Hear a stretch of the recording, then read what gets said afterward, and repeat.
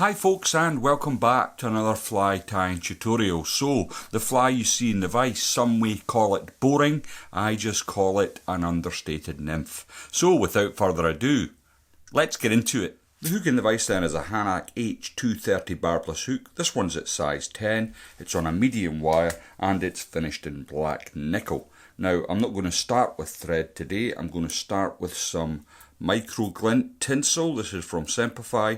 As you can see, it's a dark brown colour. Now the reason I'm tying this fly is I made a social media post during my holidays, and basically what it was, I tied a drab fly with natural materials and asked people, do they prefer natural materials or modern materials, and I think the answer lies in between, and it's a mixture of both. But certainly it was quite popular, and I thought I'll come up with something using modern materials but still a little understated, and this is the fly I've kind of come up with. I think it'll work.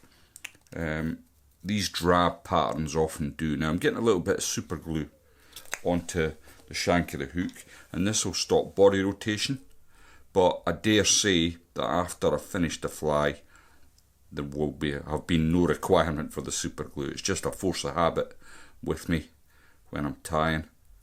My pet hate with bot flies is if they've not been securely wrapped to the hook, you get what I refer to as body rotation, and if you grab the fly you can move the dressing around the shank of the hook, and that's never a good thing in my humble opinion. So I'm going to bring this back a little further, and then I'm going to come up to the middle here. Now for the tail of the fly, I'm using just an Indian cock cape here, and I've got a feather that I've been working away for. I can usually get between 5 and 6 tails out of one feather, so it's ideal really. I'm going to take a fairly generous clump from the stalk, try and marry the tips up as best I can in my hand. Doesn't have to be 100%, but I'm looking for the length of the shank over the end there. So I'll just catch that in, come all the way to the end,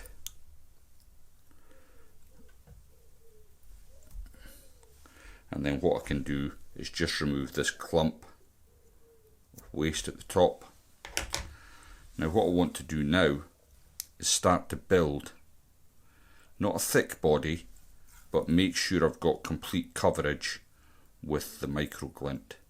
Now I'm not sure how well you'll be able to see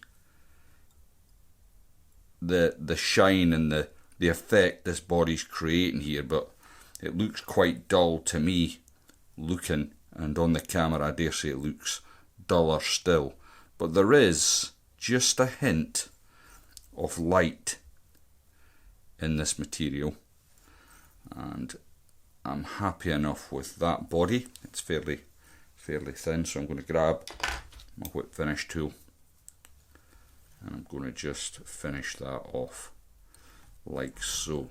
So very often when you're fishing, everyone knows about blobs and boobies, attractor patterns.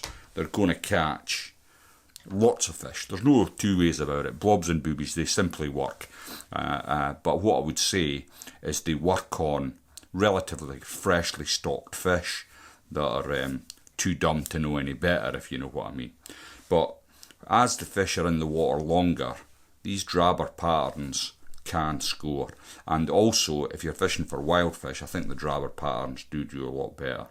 So before we get on to the next stage, I'm going to give the body a little coat of super glue. Now I'm going to use the brush here to just get a blob on. I don't want too much. And the reason it looks like it is what's in the bottle is not Solaris. It's some new resin that I'm trying. I've just put it in a Solaris bottle so that I could use the brush, but unfortunately it kind of just comes out as a blob, which I'm not wild about, I've got to be honest.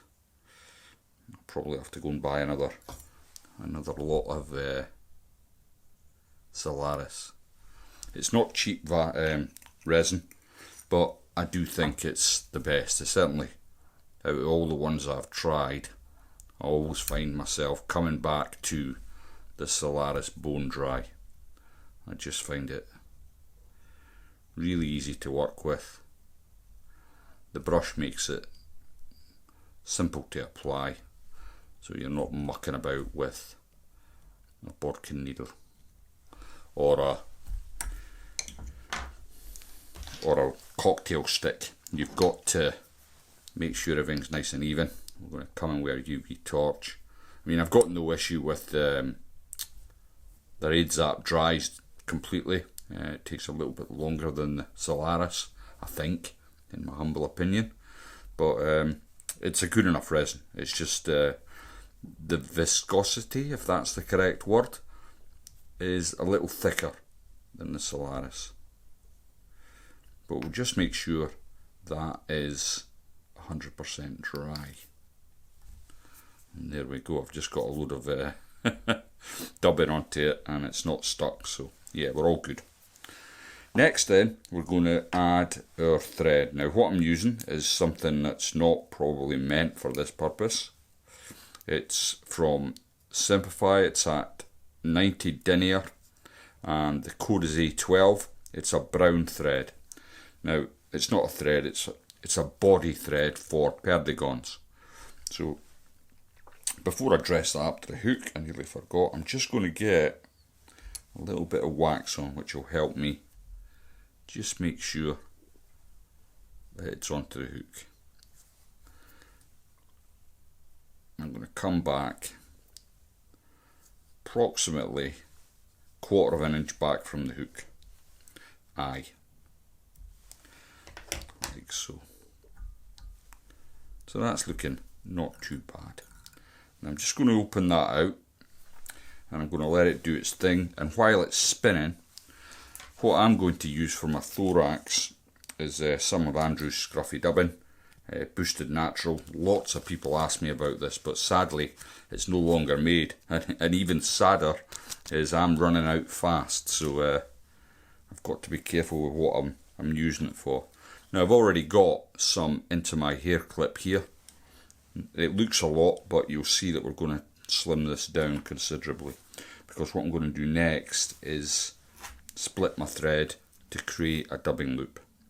Now some might argue that you could just dub it straight onto the thread and get a similar effect, but I'm not quite sure that's true. I think you get a much better build on the thorax when you split your thread and create a dubbing loop, and you'll see why hopefully in a minute.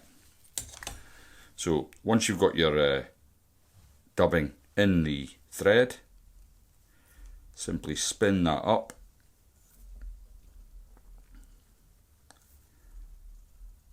Sorry, it's taking a wee while.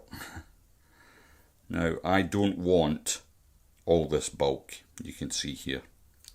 So what I'm going to do is I'm going to grab most of that dubbing and pull it back out. So I've got just quite a thin rope.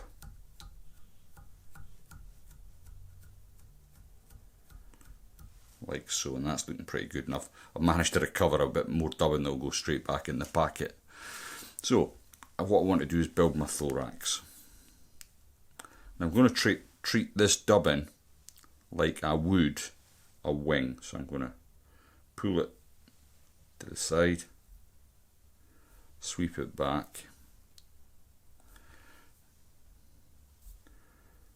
and then once I've got to where I want to, I'm going to come back, build a nice big thorax here, and then as I get near the front of the hook, I'll bring my thread onto the shank again.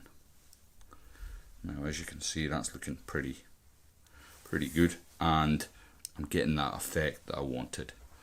Now I'm going to hold my thread, come in with my brush, and just scruff all that towards the back of the hook. I'm going to take out any outliers. What have been my outliers? Just fibres that look they're too far straggled out. And then I'm ready for the last stage. And the last stage is, of course, the hackle. Now, what I'm using for the hackle is just a badger cape here.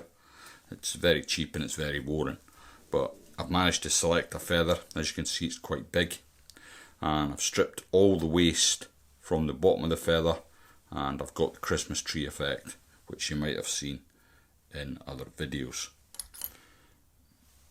So I'm going to take the tip off, and I'm simply going to catch in that tip. Now, get your hackle pliers and grab the stalk, and once again what we're going to do is we're going to go around the shank. Now, if you want to create flies that are identical, what you must do is count your turns. So that's one full turn.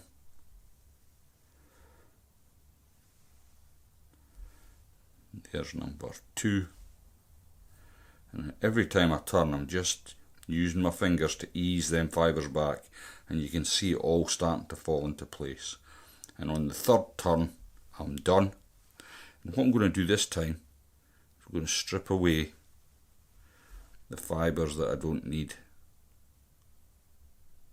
from the hackle.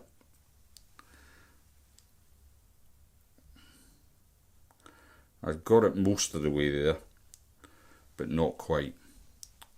So once I've got them feathers stripped away, I can bring the naked stalk over the front of the eye. That's going to finish it off. Then I'll just trap it in with a couple of turns over the front.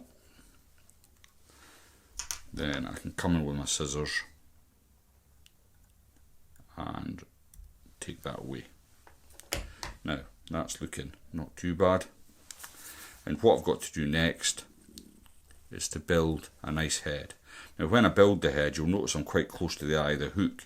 I'm going to build the head so that I pull those fibres back.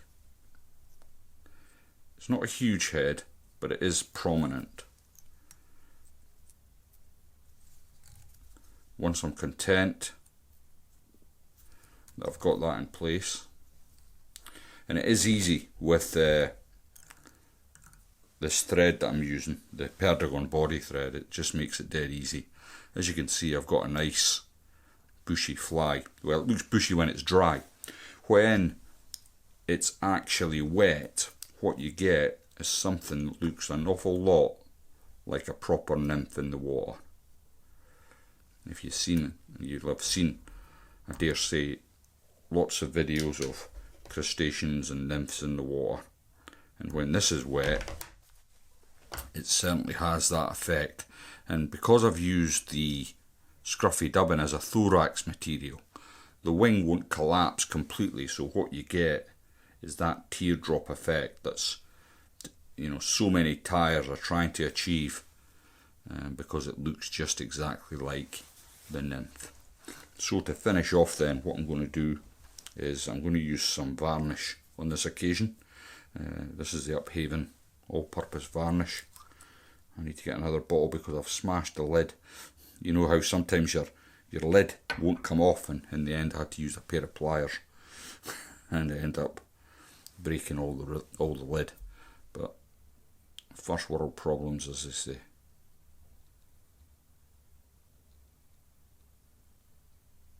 I'm going to just make sure I get right round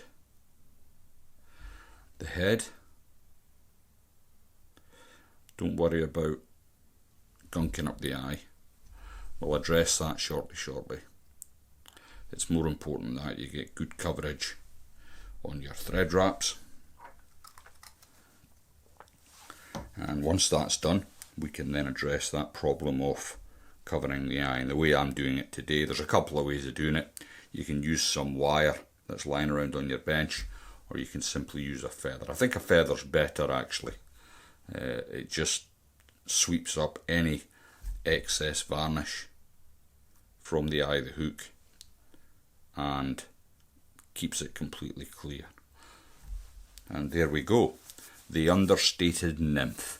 I hope you enjoyed that, folks. Please do remember to leave the video a like. It does help signal to YouTube that you're enjoying the content, and that encourages me to make more videos. Thanks for watching. I'll see you all in the next one.